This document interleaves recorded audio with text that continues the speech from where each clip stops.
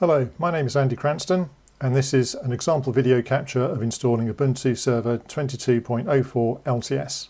First thing we need to do is we need to get the installation ISO for Ubuntu. Let's do that now. So we go to the Ubuntu website, www.ubuntu.com.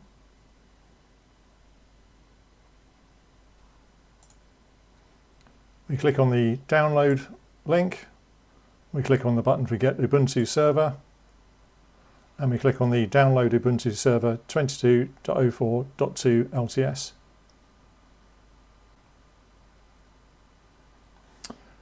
And my server download starts. So now we can see that the ISO has downloaded, and if I have a look in my downloads folder, I can see that we've got the file successfully downloaded. Now that the ISO has been downloaded, if you're installing to a bare metal or physical server, you're going to need to create a bootable DVD from the ISO or create a bootable USB key from the ISO, for example using a utility like Rufus. Both of these tasks are outside of the scope of this particular video. I'm going to make some assumptions in this video. The system has only one network interface card. There's just one hard disk drive. We're going to be using IPv4, so no IPv6. The DNS server will also have an IPv4 address. The Ubuntu server ISO will be used, the one that we've just downloaded. The Ubuntu server option will be selected during the installation. We're going to use the logical volume manager to partition up the hard disk, and the OpenSSH server package will be installed and enabled during the installation. We're going to require some information to successfully perform the installation. It's best to have this information gathered before you start, so it's always to hand at each stage of the installation when it's required. We're going to use an IPv4 address of 192.168.1.200 with a /24 net mask. That's the equivalent in dotted notation of 255.255.255.0. Default gateway 192.168.1.254. We've got one DNS server on this particular network at IP address 192.168.1.252. I'm going to assign a DNS domain name of matrix.lab. I'm going to give a descriptive name for the user that gets created during the installation process of local space admin. The host name of this server is going to be Ubuntu 2204. The username that we'll create will have a username of local ADM, and I'm going to set a password. It won't be 8 asterisks as we can see there. Okay, I think we're ready to start the installation now.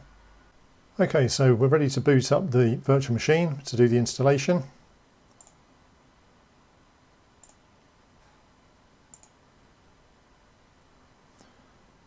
So this is the machine coming up. Now I want to take the option to try or install Ubuntu server, so I will press enter. Now the installation kernel will load. We should see a series of messages appearing.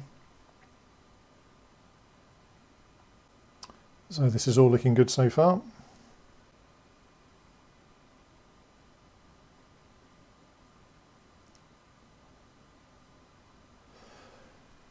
So at this first screen, we're going to choose the language that we're going to use for the installation process. I'm going to select English UK. So just use the up and down cursor keys, and once you've got the correct option highlighted, press the enter key.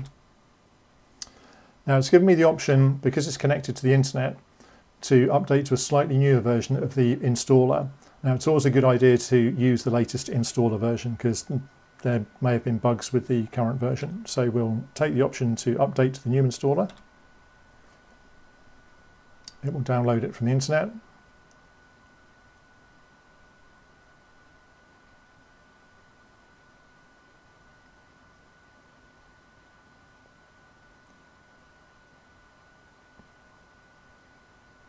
And now it'll start the newer version of the installer. Now it already knows which language that we want because it got that from the first stage. So the next stage is to choose the keyboard layout and variants. Because I've chosen English UK as the language, it's made a very good guess at assuming that I want to use an English UK keyboard with an English UK variant, which in this case is correct. So we'll select the option done to move on. This is the part where you can choose between two different types of installation, Ubuntu Server or Ubuntu Server Minimized. Now the minimized option is for Internet of Things, IoT projects and such. We're going to just install the basic Ubuntu server, so we've got all of the usual commands which we would like. I'm not going to check the option for third-party drivers because I'm in a virtualized environment and I know that I don't need anyway. So we'll go on to select Done to move on. Now, it's now initialized the network interface, and because I have a DHCP server on this network, it's actually got a DHCP address, but I want to send a static IP address. So I go up to the name of the interface card, ENS18, press enter.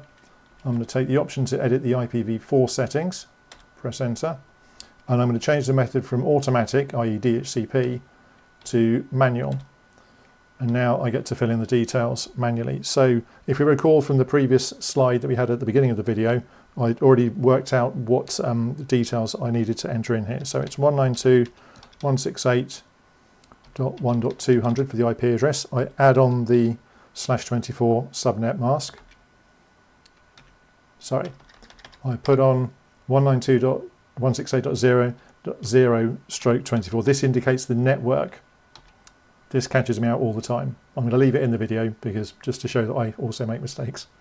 So the address is where we specify the IP address, which is 192.168.1.200.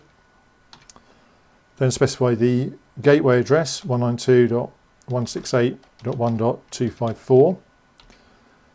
Name servers, we worked out we're going to use 192.168.1.252. And search domains, we've only got the one, so we're going to put in matrix.lab. Go on to save, press enter. It now reconfigures the network interface card with those details, which we can see here. We've got this, the correct IP address showing now. So now we cursor down, go to the done option to continue. I'm not going to use a proxy for doing this installation because I've got a direct connection out onto the internet. Now it's going to do a test on the mirror address. This is the website where it's going to download all of the various Ubuntu packages from. So it's done this test and we've got the mirror test has passed, which is good news. So we can just press enter to select the default option, done, to move on. Now we're looking at the storage. So we're going to use all of the disk that I've got set up in this virtual machine. It's a 32 gig disk. I'm going to leave the option selected by default to set up this disk as an LVM group. I'm not going to encrypt the disk. That's got a more specialist use. Might cover that in a future video. And then I'm just going to cursor down to the done option. Now at this screen we do have to make a slight change. If you look carefully, we can see that it's going to use around 30 gig for the logical volume group. And then it's going to create a root file system within that volume group of around 15 gig. That's the installer thinking I might want some extra space left over for doing other things, but actually I want the root file system in this particular case to take up all of the available space. So I'm going to cursor up to highlight that line, press the enter key, choose the option to edit, press enter again, go down to the size field, and I'm going to get rid of that 14 point something size and put in the maximum available, 29.996. Go down to the save option and we can see it's now updated on this screen that the logical volume group size and the size of the root file system now match. So the root file system will take up all of the available space in the logical volume group. So now I can then use the cursor to move down, highlight the done option and press enter. Now, because this is a destructive action, it's going to change what's on that hard disk. It asks us to confirm. Because this is a new virtual machine, I know there's nothing on that hard disk, so it's safe to continue. Now, this is the screen where I enter in information about the user that's going to be created at installation time and also the name of the server. So we decided that we were going to have a descriptive name for the user of local admin. We were going to call the server Ubuntu 2204. You can choose any name that you like. The username I'm going to have as local ADM, an abbreviation for local administrator. And now I'm going to enter a password. I obviously won't tell you what the password is because this is being recorded for YouTube. You enter the password twice for confirmation. Then we highlight the done option and press enter. Now we've got an option to enable something called Ubuntu Pro. For now, if you're just getting used to installing Ubuntu for the first few times, I suggest that you skip it. So we'll just take the default option to skip and press enter to continue. Now on this screen, we get the option to select whether we want to install the OpenSSH server. Now I always find it's a good idea to install OpenSSH as part of the installation because you're probably going to end up installing it anyway. So let's let the installer do the hard work. So I've just pressed the space bar to highlight, so we get an X there. It's given us the option for importing SSH identities. We'll leave that at no. Again, that's a bit more of an advanced option you can experiment with when you're more used to installing Ubuntu. So we go down to the done option and press enter. We now have an option to install what are called featured server snaps. These allow us to add on extra functionality as part of the installation process. I'm not going to add any of these for this example. You can always add these in afterwards. After you've installed Ubuntu, there are commands which you can run to install these featured snaps at a later date. So it's not like you're missing out on the only opportunity to do it. So it's safe to not install any at this point. You can install them afterwards. So highlight the done option to continue, press enter. Now at this stage, the installation actually starts and you get a lot of status messages of the status of the installation going through. The installation, depending on your hardware configuration and the speed of your internet connection, can take anywhere between 10 minutes to possibly an hour if you're on a very slow machine and or slow internet. So I'm going to stop the video at this point and then we'll resume it once the installation has completed.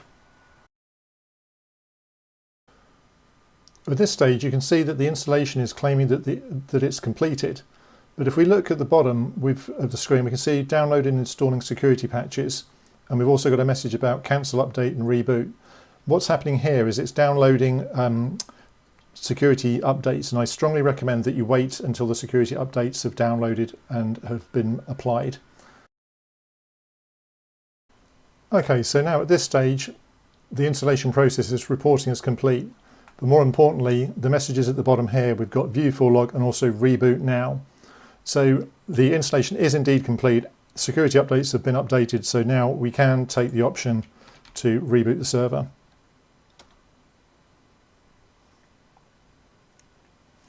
It's asking us to remove the installation medium and press enter, so I will press enter. The virtual machine now reboots, and this time it's booting from the newly installed operating system that's on the hard disk.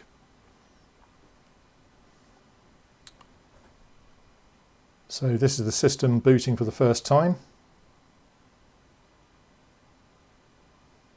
The first time it boots, it takes a little bit longer because there's some extra work to do on the first boot. So now we've got our login prompt. So I'm just going to wait a little bit longer because the boot process is still going on in the background and there'll probably be some more messages. Yeah, here we go. So just a good idea just to wait a little bit longer to let all of the messages display on the screen. I think that's probably about it. So I'm just going to press return a few times. We get the login prompt. So let's try and log in as that user that we asked to be created when we were doing the installation. So local ADM, and if I enter the password,